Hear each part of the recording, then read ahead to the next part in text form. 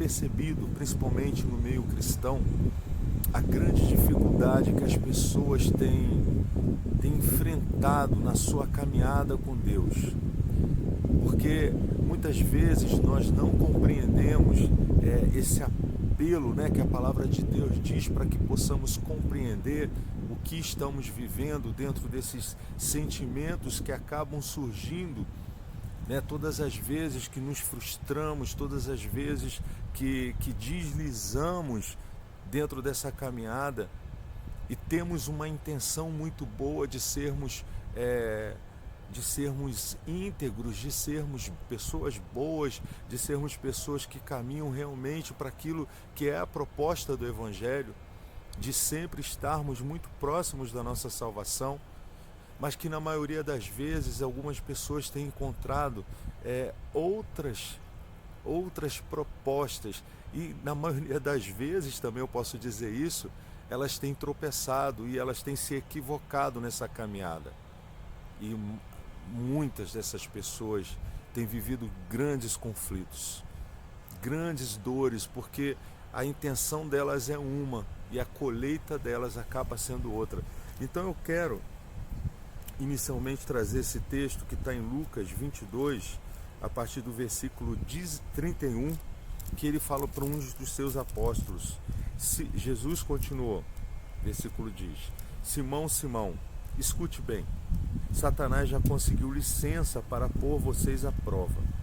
Ele vai peneirar vocês como lavrador peneira o trigo a fim de separá-lo da palha. Mas eu tenho orado por você, Simão, para que não lhe falte fé, e quando você voltar para mim, anime os seus irmãos. Gente, essa luta, ela traz desânimo. E o inimigo, a Bíblia diz que a nossa luta não é contra carne nem sangue, mas contra principados e potestades. Nós viemos de uma vida que é considerado pela Bíblia a nossa natureza humana.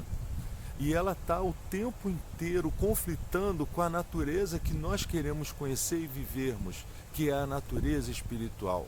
E cada uma dessas naturezas tem seus frutos. Cada uma dessas naturezas existem padrões comportamentais que estão ligados a essas duas naturezas, perdão. Então, a pessoa que se aproxima do altar de Deus, que começa a conhecer a proposta do Evangelho, ela tem que entender que ela precisa negar a sua natureza humana. Queridos, lá em Lucas 17, versículo 33, a palavra de Deus diz que o reino de Deus, ele não é para as pessoas que buscam os seus próprios interesses. E muitas vezes nós queremos viver a nossa vida cristã buscando os nossos interesses apenas. Mas nós temos que nos colocar diante dos interesses de Deus. Quando nós morremos para essa vida, quando nós abrimos mão dessa natureza humana, nós começamos a nos centrarmos naquilo que é a natureza espiritual. A palavra de Deus também diz, olha, buscai primeiro o reino dos céus, e no demais todas as coisas lhe serão acrescentadas. Então o seu foco, a sua prioridade, ela tem que estar nessa vida cristã. Ela tem que estar nessa comunhão com o Espírito Santo. E essa comunhão, ela só é possível quando você, ao acordar, você colocar seus primeiros momentos para Deus. A palavra de Deus diz, olha, tranque-se no quarto, lá em Mateus 6,6 ou 7,7, é um desses dois textos, 6,6. Entre no seu quarto e converse com o seu pai em secreto, e o seu pai que está em secreto te ouvirá. Então nós precisamos, não é necessariamente o espaço físico que a palavra está dizendo. O quarto, ele representa a nossa intimidade, o nosso descanso, o nosso relaxamento. Procure um lugar onde você possa estar com Deus, porque é ali que Deus vai trabalhar, é ali que Deus vai te mostrar o que Ele tem para você. O que você precisa entender é que existem duas naturezas, uma já está aí em você, que é a natureza humana. E a palavra de Deus diz que essa natureza humana, ela produz frutos. Está lá em Gálatas 5, se você quiser conferir. Gálatas 5,19, olha o que a palavra de Deus diz. As coisas que a natureza humana produz são bem conhecidas. Elas são a imoralidade sexual, a impureza, as ações indecentes, a adoração de ídolos, as feitiçarias, as inimizades, brigas, ciumeiras, acessos de raiva, a ambição egoísta, a desunião, as divisões, as invejas, as bebedeiras, as farras e outras coisas parecidas com essa.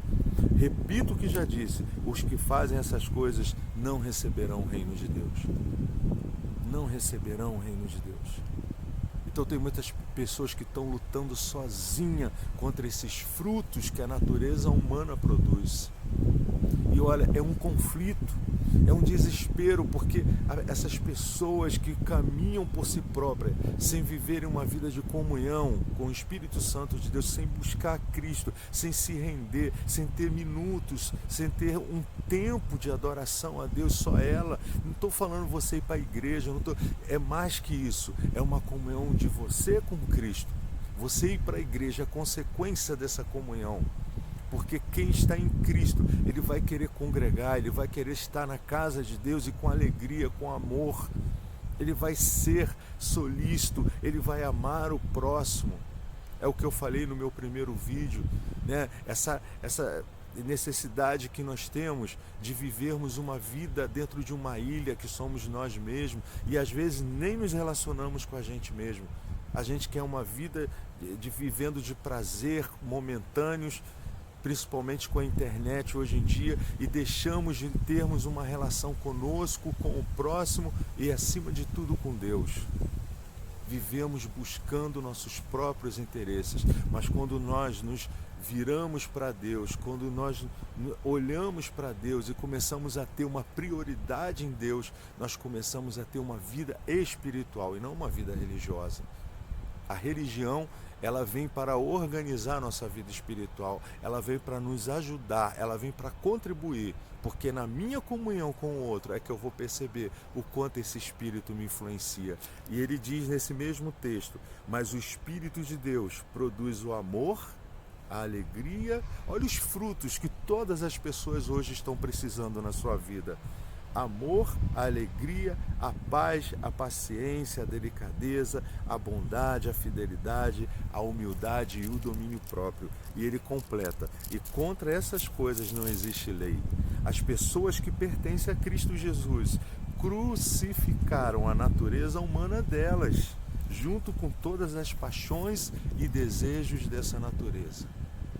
Querido, o que você precisa é de altar. O que você precisa está na sua comunhão. E você não precisa de nada, você não precisa de orações repetidas, você não precisa de uma montagem para a sua oração. Só chegue-se dentro de um lugar onde você possa estar sozinho ou sozinha e abra teu coração, fala das suas dores.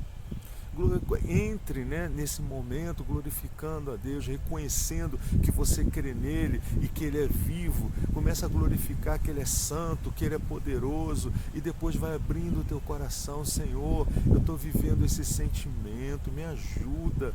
Seja sincero, seja aberto, seja completamente amigo desse Espírito, mesmo que você não veja, mesmo que você se ache um louco às vezes, né? Em algumas orações minhas, meu Deus, que delícia, eu estou falando aqui com quem eu não estou vendo, eu estou soltando as palavras aqui por algo que eu acredito apenas, porque fé é a certeza das coisas que se esperam e a convicção de fatos que não se veem.